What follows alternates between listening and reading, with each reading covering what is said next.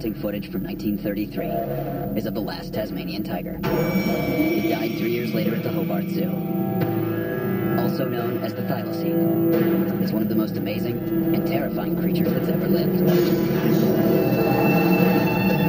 The Aboriginals feared it, calling it the baby snatcher. They said it would drag children from their homes in the middle of the night.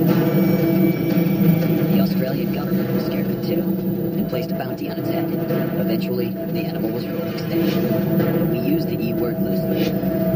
Searching for supposedly extinct animals isn't just Forrest Galante's passion. It's in his blood. It's right by the bin. It happens all the time. Something we thought was gone shows up somewhere else.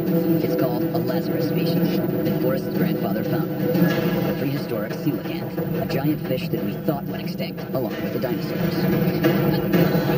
The process of declaring animals extinct is completely insane. When we use that word, we're giving up on the animal. We're giving up on any hope of conserving the species. So Forrest has dedicated his life to this.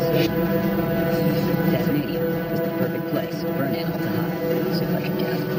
26,000 square miles of rugged terrain, much of which is totally uninhabited, totally unexplored. Forrest is determined to find out if the tiger is extinct, or just hiding out somewhere. Mother Nature has just given him a reason to go for it. The entire island is an inferno.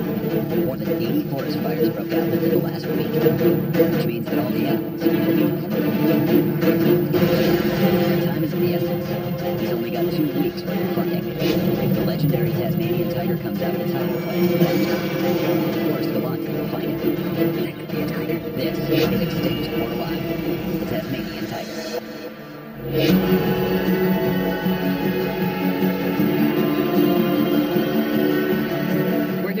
Nowhere, Tasmania, Mull Creek, Tasmania, and we roll up on this place that's just outstanding. I mean, it is a shrine to the thylacine. It's a cryptozoologist's dream. Everything thylacine related, from fact to fiction, is on the walls, plastered in this bar, and it's just the best place that you can go to talk to people about it. Forrest asked a good friend of his to join him on the search. Ochota is a world-renowned anthropologist. Tasmania is renowned for being this beautiful green island, and we've arrived here and everything is brown and the sky is thick with smoke. It's kind of scary, partly because we may be at risk and at some point we may have to evacuate the area, but also because of the impact that's going to have on the wildlife. Welcome. Thank you. Welcome to the Tassie Tiger Bar. This place is awesome. Amazing, right? Yeah. This is Doug. He's the owner. Hey Doug, how's it going? Marianne. Doug has just a wealth of knowledge of people that have had sightings and encounters as they all come in here and drink too much and spill their hearts out. If they're still out there, they're going to be around here. Right. Pretty remote. Pristine bush. So many places for them to be hiding out. Yep.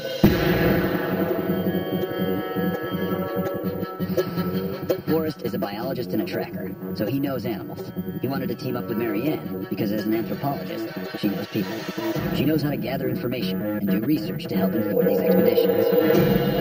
Camping out in the bush during a giant forest fire will be a new thing for her. I'm pretty overwhelmed by how bad these fires are. Yeah, it is a little bit risky. Having you there to speak with people and piece together the puzzle pieces is huge. I mean, most of the information that we have to go on is based on people's sightings since the extinction. The accounts we've got of the thylacine's behaviour are from hunters, from amateur naturalists, from farmers, and these are not neutral accounts. So it's really important for me as an anthropologist to kind of filter through those accounts and then build up a picture of what that animal really is like. We need to understand the human accounts, the historical accounts, and then put that together with what we know about this habitat and what we know about the behaviour of the animal. And once we use all of that to triangulate where our search will take place, I'll be able to get in the bush and do what I do best. And bottom line, we need to be a little bit lucky. The plan is to divide and conquer. Marianne is reaching out for blue-eyed witnesses with recent sightings, while Forrest goes to meet a local farmer who contacted the authorities about some very strange activity on his property. Been a few mutilated carcasses. Really? These are full-grown sheep that have been attacked, savaged, really. They get disemboweled and ripped apart.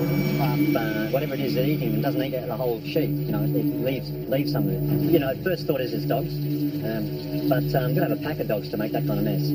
There's been a lot of talk lately. A few blokes have been saying that, it's the thylacine back. And are you fearful for your sheep at the moment? Well, yeah, of course. What wouldn't it? If the Tasmanian tiger is truly extinct, what this man is saying wouldn't make any sense. There just aren't any large predators left on the island that could mutilate sheep. But the tiger certainly could. Ancient tales describe a 6-foot-long, 70-pound creature, fearless of humans, would wipe out entire herds of livestock and snatch babies from their mothers' arms at night. Tasmania's first settlers described it as a kangaroo disguised as a wolf. Just as terrifying, its powerful skull-crushing jaw. Similar to a snake, the Tasmanian tiger's mouth could open to an angle of 120 degrees, displaying 46 razor-sharp teeth. The possibility exists that the only animal on the island that could be wiping out a herd of sheep is one that we deemed extinct 80 years ago. And with thousands of square miles of mountains, rainforests, and cave systems, there has to be one hiding somewhere.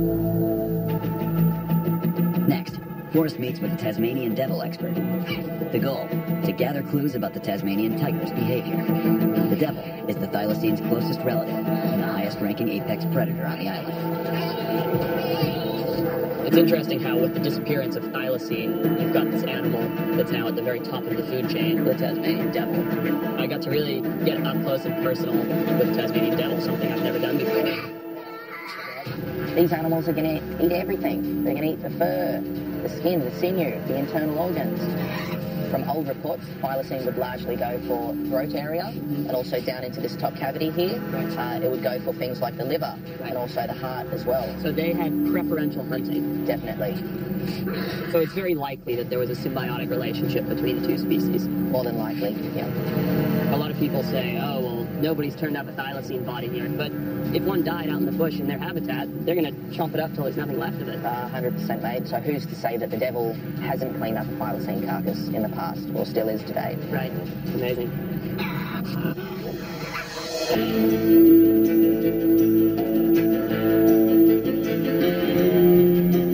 After Forrest meets back up with Marianne, they're off to see Chris Hawkins, a thylacine researcher who claims he has definitive evidence that the tiger did not go extinct in 1936.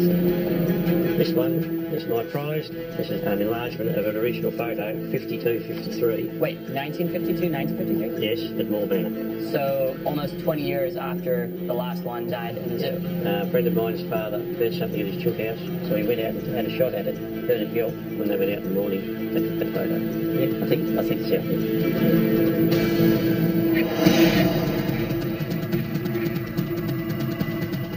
So we have what looks like evidence of a live tiger in the 1950s, and recent attacks on livestock by a large predator. But they need to find someone with a much more recent sighting. So it was just here, and I'm coming along the bridge. Ramona Westbrook wasn't trying to find the elusive beast, but it found her. 20 years ago, she was driving on this very road, and she saw something that scared the hell out of her. And as it walked, the back end just, it hopped, so I could just go... Ramona's description is pretty spot on. Tasmanian tigers could hop like kangaroos. She also described a long, stiff tail protruding from the body.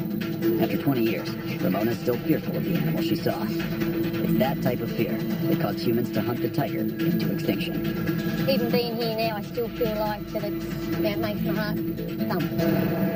And then a few years ago, Ramona met a tourist at the Tassie Tiger Bar with a story of her own. On the wall, we had all these pictures of all the tigers, and she says to Doug, I've seen that, and it was exactly the same spot as I'd seen mine. It's crazy. The lifespan of a Tasmanian tiger in the wild would only be around 5 to 7 years. Ramona saw her thylacine in 1996, and this French tourist saw hers 3-4 years ago, 2012, 2013. So that can't be the same animal.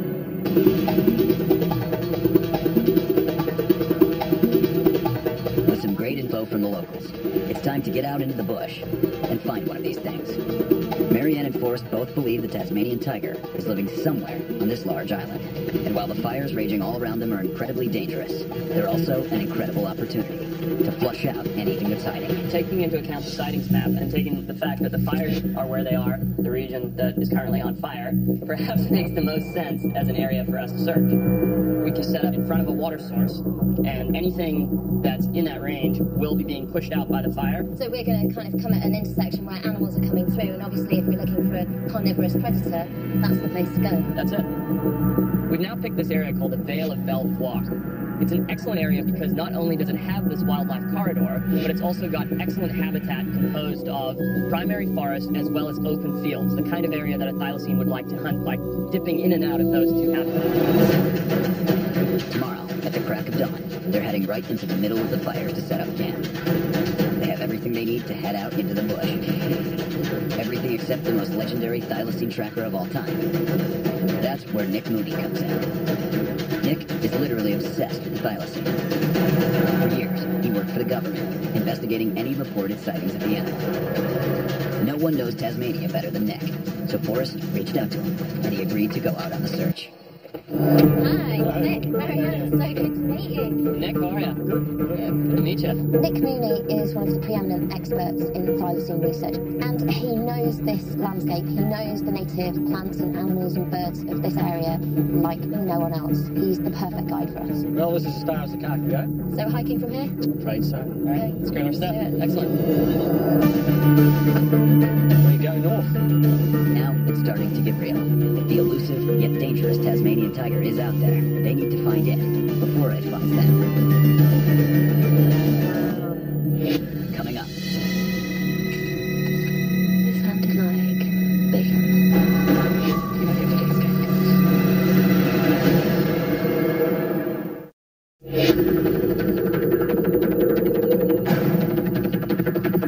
Forrest, Marianne, and Nick are heading deep into the bush of northern Tasmania, hoping the nearby fires will flush animals out of their dens and into plain sight. The plan is to hunker down in a natural corridor where animals are likely to flee to. Prey animals like wallabies, wombats, and paddymellons, and predators like quolls and the vicious Tasmanian devil are likely to be moving through here. Something in the area has been mutilating livestock. Forrest's gut tells him it's the thylacine, an insanely dangerous carnivore that was deemed extinct 80 years ago. Maybe that was just a bit of wishful thinking by some scared locals. Is this a pretty good habitat? I think it is. There's an animal trail going right through here. Excellent. So should we set something up? Yeah, Yes. this is good as anywhere.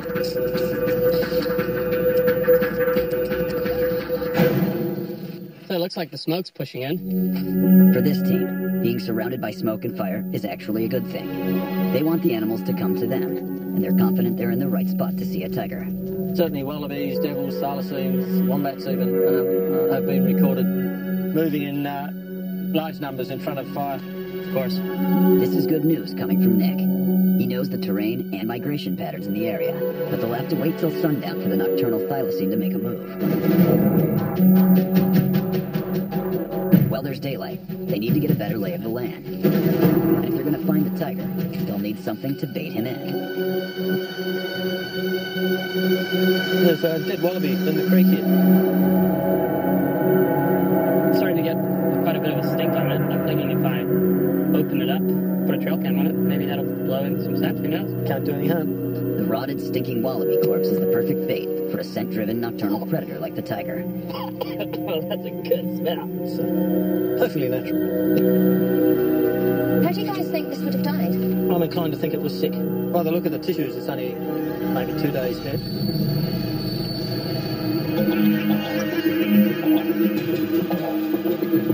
What would you suggest if we were to try and, build a blind and hide out in this area to look for something coming down this game trail? Well, we've got the prevailing wind across slope here. So a blind kind of in this area, keeping us out of the wind? It's an ideal spot if we're going to try for direct observation, yes. Okay, perfect. Let's do it. They're setting up a blind about a mile from the creek where they left the wallaby as bait. The topography surrounding them is a perfect funnel for anything that's running from the fires. The purpose of a blind is simple. It's a place to hide while waiting for the tiger to show up. All right, I think it's time to set the scent trail and trail cam. The thylacine is an apex nocturnal hunter and a relentless predator, relying on his incredible sense of smell to find food. So Forrest is taking advantage of that by creating a scent trail with their found prey. The idea is that the tiger puts his nose down and follows the scent right to them and their cameras.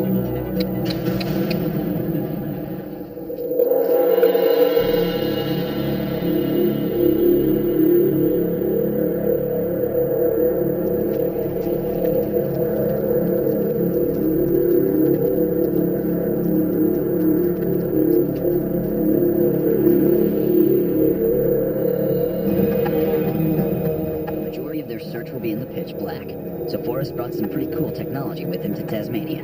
This technology didn't exist 80 years ago when the thylacine disappeared. It's a huge advantage to searching for a Lazarus species today. In addition to the trail cams, they have some high-end infrared cameras, which will provide them with night vision. They each have a thermal imaging program that picks up heat signatures on a smartphone. Very cool. Isn't that neat? And even better, they have a pair of FLIR binoculars, which capture thermal signatures at a much higher range and distance.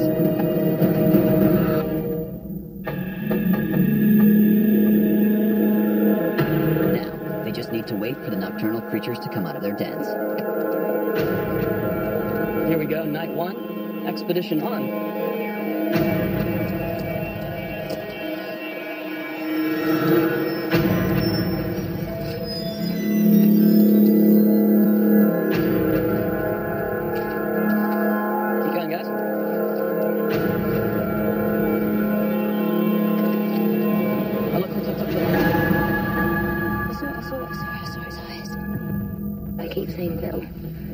Shining eyes.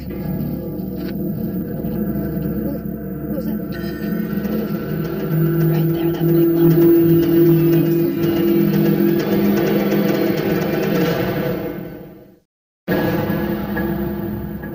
What was that? Right there, that big lump.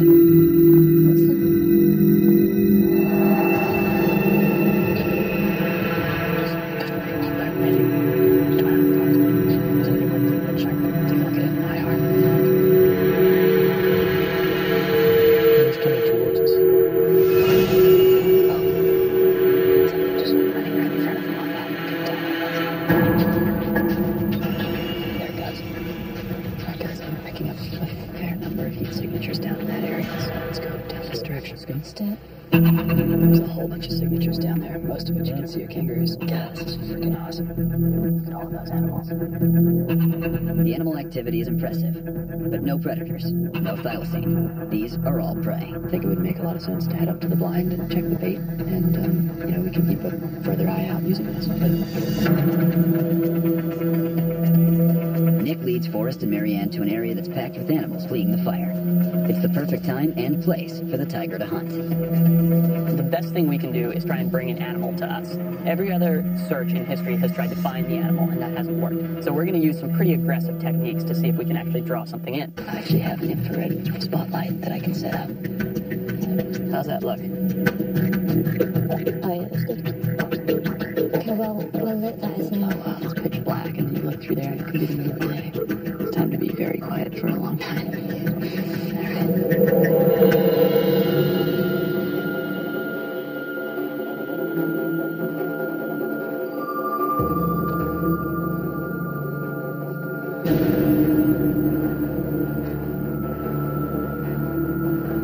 After a couple hours of sitting on the spot, it gets quiet.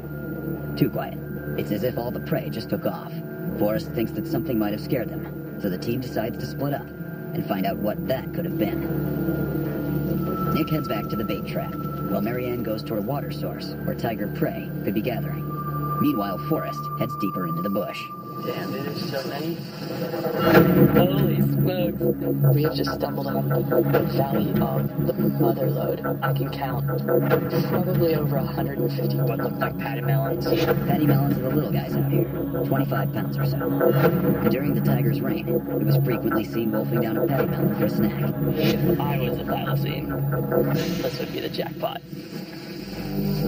Pause there. That is the ideal prey item for a thylacine, patty melon.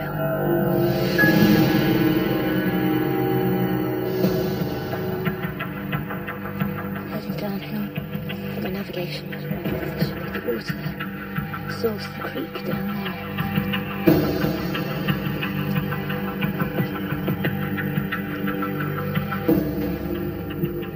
Grazing pademelon will be there, obviously using this area.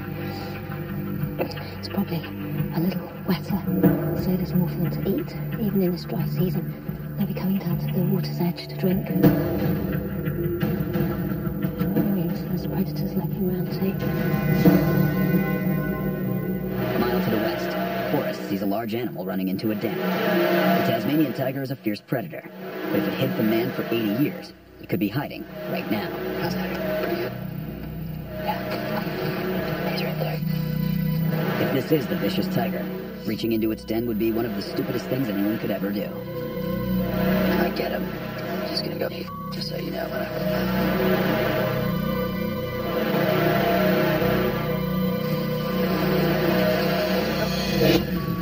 Just took off. Whatever this is, its size and elusiveness match a thylacine, so Forrest keeps looking.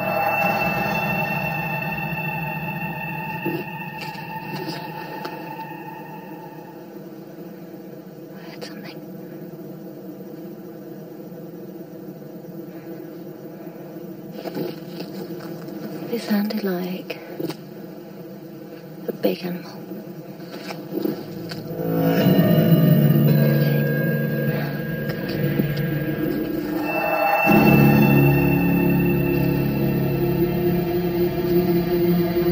Check this out. Stand, this guy. Come stand right here. Come stand right in the hole. Right in the hole. Perfect. Finally, the moment the team has been waiting for. Check this out.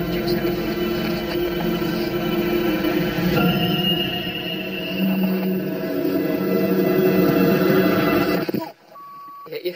That was pretty big. A close call, but not the close call they were hoping for. It's not a tiger. It's a fat, juicy fatty melon. A prey animal that's definitely hiding from something. Forrest notes that the prey animals are acting skittish, like they know something is on the hunt. Forrest didn't catch a glimpse of the tiger. Marianne and Nick both came up empty too. One night down, 13 to go.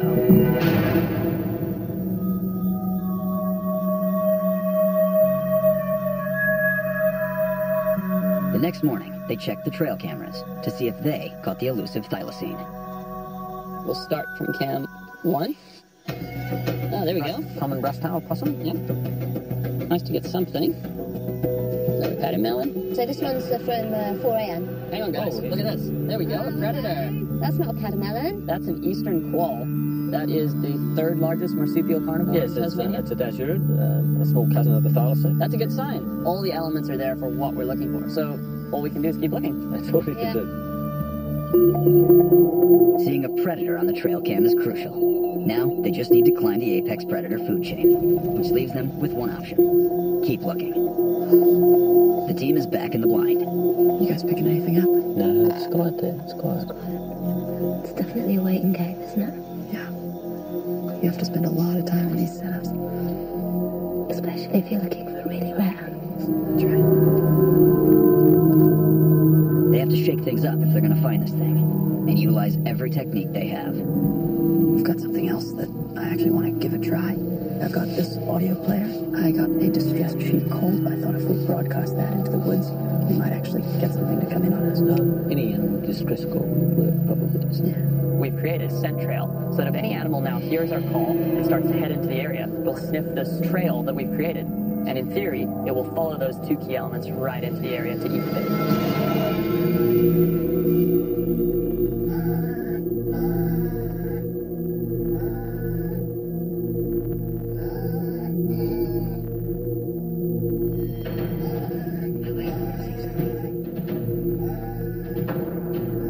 We can see something coming in. It's just right on the edge of the shadow. Oh, yeah. I can't tell where it is. It's just at the edge of the IR's range. Can you see anything with the skin? I picked up a heat signature tucked behind a helm. Yeah, just by that big bush right Exactly. behind the pig. It's got to be within the zone of the natural event. It's gone. Wherever it was, it's snuck off into the shadows. It can take months to find a rare animal in the wild, but this team only has funding for 2 weeks, and more than halfway into their excursion, no thylacine. Patience is running thin. After 10 nights of looking for the tiger, the team feels there's a presence in the bush that can't quite be explained. And after getting almost no sleep for more than a week, Forrest is starting to hear things. I don't know what that sound is. I'm hearing something I don't know. It's not a possum. It's not a devil. It's not a wallaby or a wombat. It's not a sound I've ever heard before. I'm gonna get out and see if I can figure out what it is.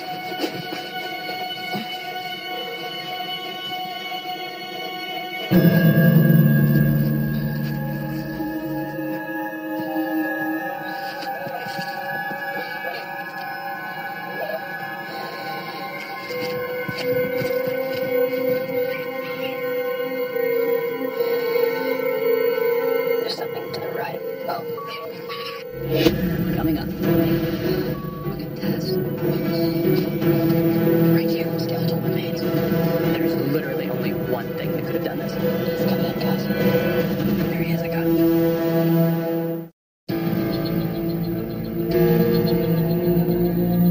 Whatever it was.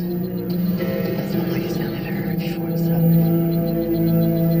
Pretty cool. Forrest, Marianne, and Nick have seen signs that a Tasmanian tiger could be nearby, but no concrete evidence. While there are no known recordings of a Tasmanian tiger, first-hand accounts describe it as making a hissing noise, rapid cough-like barks when it's anxious. Similar to what Forrest heard last night. Maybe it smelled them and thought they were livestock. The animal would certainly have adapted to avoid humans after we nearly wiped it out. Or maybe it was forced to escape the fires. Either way, some mystery animal was close to camp. There's one night left to find the Tasmanian tiger. As the fires continue to burn, Nick suggests they go to a water source about 3 miles from camp. The idea is to find another high-traffic spot where prey animals could be fleeing the inferno. Another spot the Tasmanian tiger would be likely to hunt. There's a whole series of muddy ponds around here. Lots of things come and go from it. Here's a wombat print here. It's like a hand that way. Front foot. Lots of prints here. The footprints confirm this is as good a place as any to spend their final night. The meadow butts up against a forest and a lake, essentially creating a natural corridor for wildlife. We'll make a scent trail and drag animals into that choke point. With that, and a fresh scent trail, they have high hopes that tonight is the night.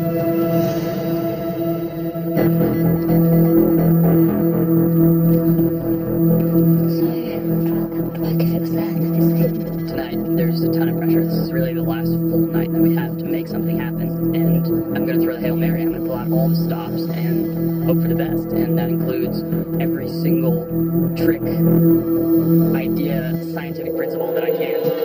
Gotta get some sardines, just a mix. Fish sauce. Forrest uses a smorgasbord of heinous smells to marinate the bait. But what's revolting to humans should be irresistible to the tiger. Here's good, Nick. Now they'll sit in the blind and wait for him to come out.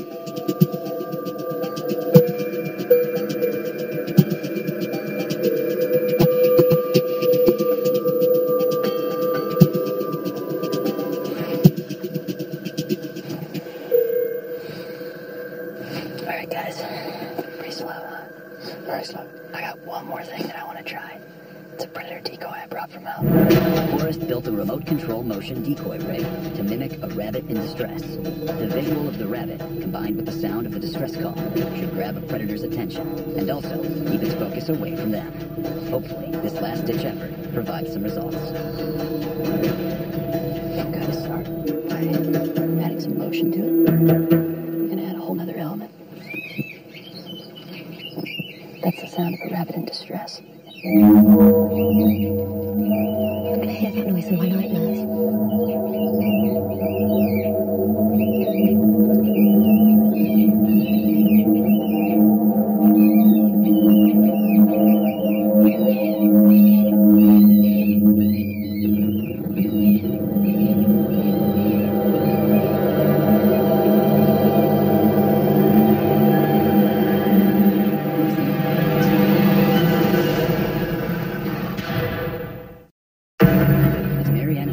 Last night to search for the elusive and deadly Tasmanian tiger. Oh, there he is. Oh, he's right by the bait. And they might have just hit the jackpot. Yeah, he's coming in, guys. Oh, listen up. I got it. You have the IR cam. There we go. There he is. I got him. Is it to the right of our bait? Yep, to the right. I got him. He's interested in the sound. Yeah, he's coming right up. He's moving right towards our bait, guys. This is amazing.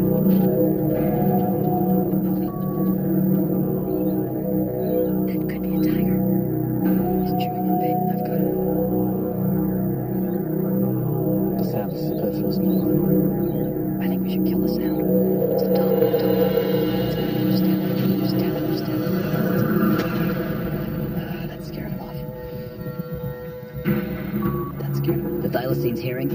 option. Maybe it was spooked by their voices. The good news is that Nick got it on camera.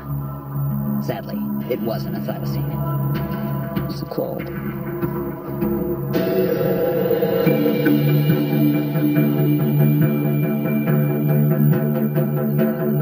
Despite the disappointment of last night, hope for the Tasmanian tiger isn't lost. They fire up the footage from the trail cams, desperately hoping the cameras caught something that they didn't. More quoll, a gnarly carnivore who's cousin to the Tasmanian devil, but not the one species they're searching for. The next file on that same camera is... Look at that. Big devil. He's only got one eye. Looks like a very large male, probably old, an old warrior. Been in a fight or two. So now we're well and truly stepping up the food chain. We're right there. We are one step on the food chain below the thylacine. Forrest, Nick, and Marianne have now seen the most fierce predator in Tasmania, the devil. But they haven't seen concrete evidence of the one predator big enough to wipe out livestock. It can't be the devil. They're too small. It really leaves just one option. Tasmanian tiger. As the crew's packing up to head back to civilization, Forrest decides that he's staying for one final night. He spent 14 nights waiting for the tiger to come to him. Now, he's going to spend one night going after it. With Nick and Marianne back in town, Forrest heads back into the Tasmanian bush. And he convinces one camera guy, who's either brave or foolish enough to come with him. Oh, look at this. There's a brush-tailed possum here. It's been killed by something. Completely eaten out. All that's left is the pelt. This is completely uncharacteristic of a Tasmanian devil, and a brush-tailed possum is far too large for a quoll, so I can't say what it was that did this, but it's not a devil, and there's only really one other thing.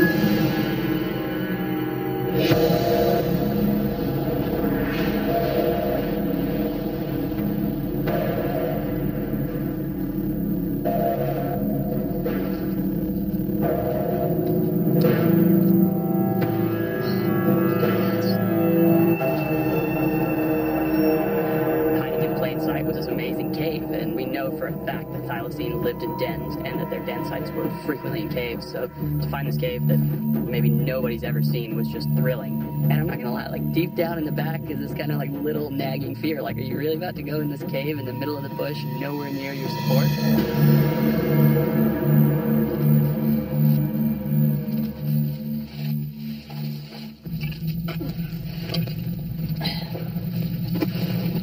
Oh, there are the spiders. Oh, it's getting really tight. Okay.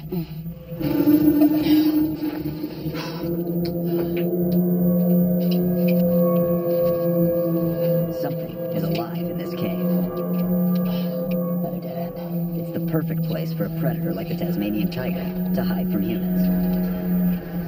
Let's just hope Forrest sees it before it sees him. Here is the first actual track that I found in the cave. Unfortunately, it's far too blurry to determine what it is, but it does mean that there's some life deep down in here. Oh, possum here.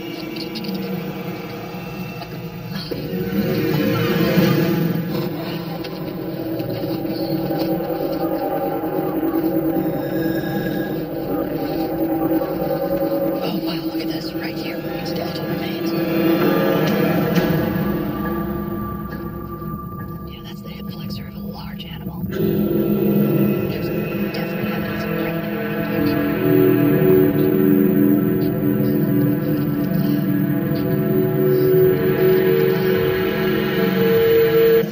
Oh, look at that. Something big has taken down something even bigger. Drags it apart. If this has been devils, there'd be no trace of bones. There's literally only one thing that could have done this. Thylacine, and I'll come out and say it. I mean, there's no other reason for there to be such large animals' remains pulled into a cave. Bones were bleach white, which indicates that they've been in there for at least a few years, and the predator who drugged this animal in is long gone.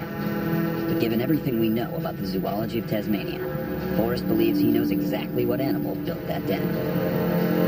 Finding such amazing evidence of an animal that we first called extinct 80 years ago gives us hope for the species. But somewhere in the vast, unexplored wilderness of Tasmania, the thylacine is hiding from mankind. And maybe they're gathering in strength and numbers for the scariest second act the world has ever seen.